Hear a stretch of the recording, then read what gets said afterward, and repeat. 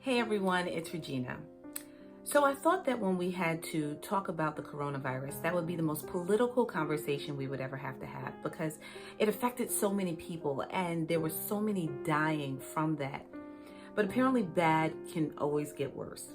And COVID-19 just served as a catalyst to an even bigger issue that no one has ever really wanted to talk about. However, now we are forced to do so. Now, I've always tried to use this platform as a place for us to exchange ideas, answer questions, and really have a candid conversation. And so the question I keep getting is, how do we heal?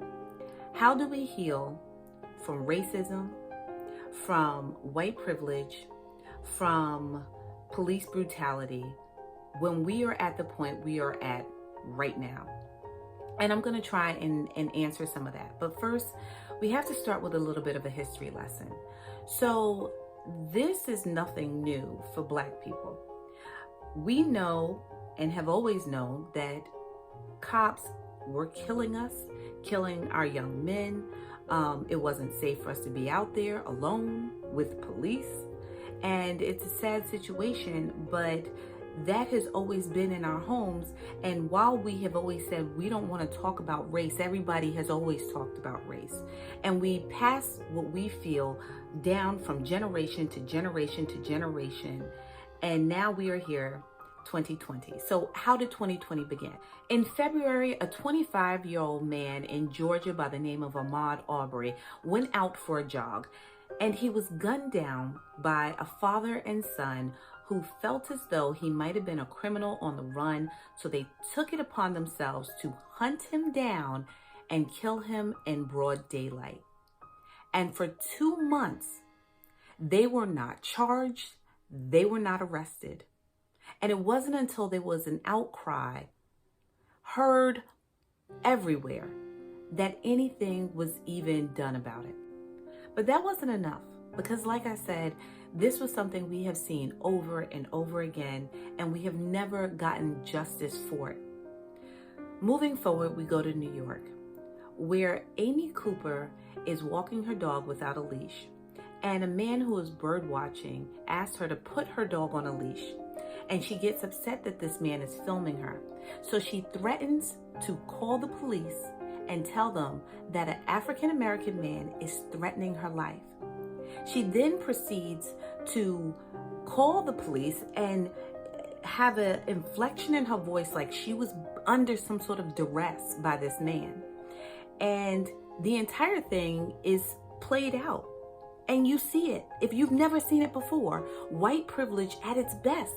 Because she knew that as a white woman, the police would perceive her danger to be even greater if she said it was a Black man that was attacking her.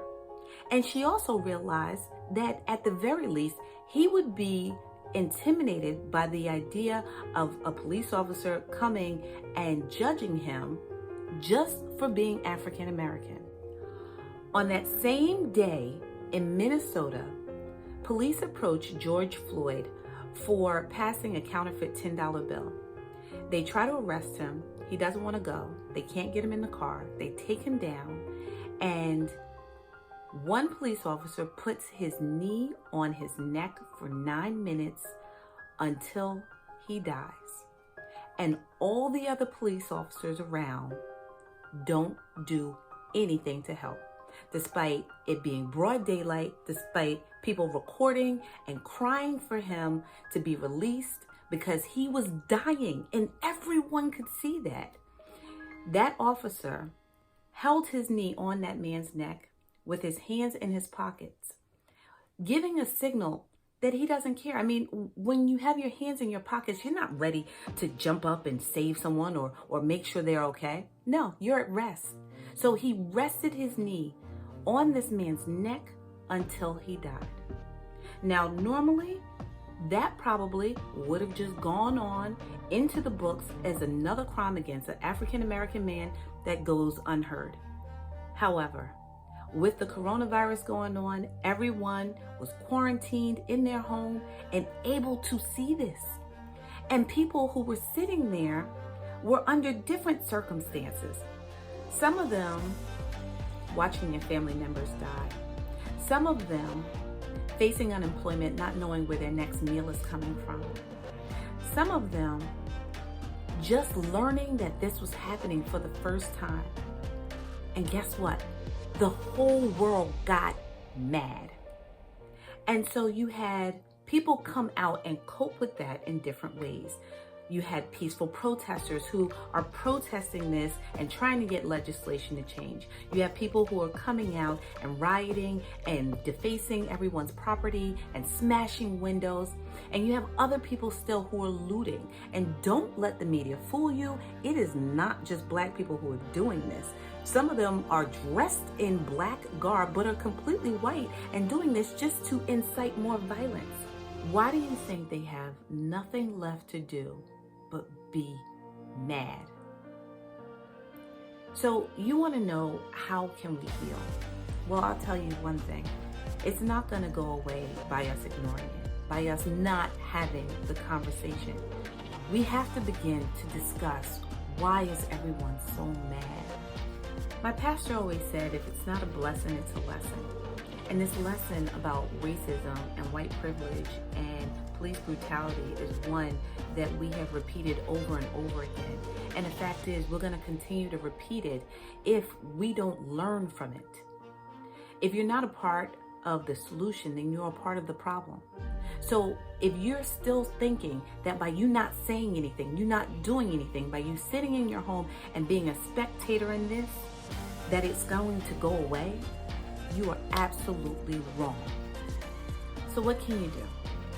First, you can listen.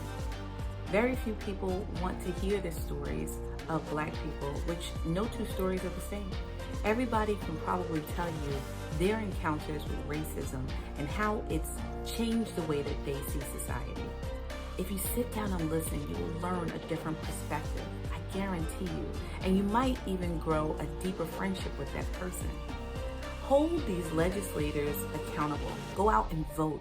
If we have people in office that are not working towards a goal where we can all be together, then we don't have the right people in office. We need to get them out and get the right people in.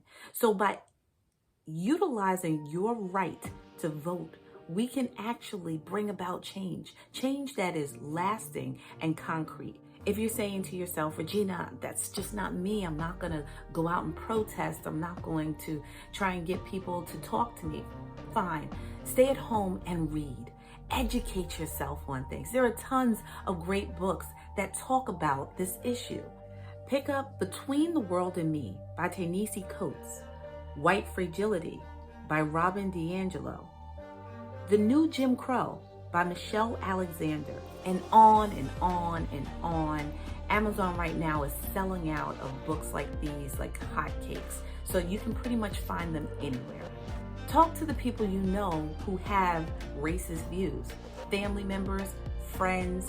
Try and get them to change their mindset or understand why their mindset is the way it is. So maybe you can talk to them about having a different way of thinking. Talk to your children so that this doesn't go again another generation to another generation. You can also always put your money where your mouth is. Donate to the NAACP Legal Defense. This fund supports racial justice through advocacy, litigation, and education. You can also use your social media to bring about change. Post pictures of things that are inspiring you about Black people, Black businesses. Promote different Black organizations, or just post beautiful Black faces that you've seen. If we flood the internet with images like these, it will show people that we stand united, that we're not afraid of each other, that we're not afraid to support one another and love each other. Listen, if you do not speak up, then the voices of others will speak for you. And you gotta ask yourself, do the voices of others speak for me? Do the voices of others speak for me? Do the voices of others speak for me? If your answer is no, then do something. I'm Regina Mitchell. Thanks for listening.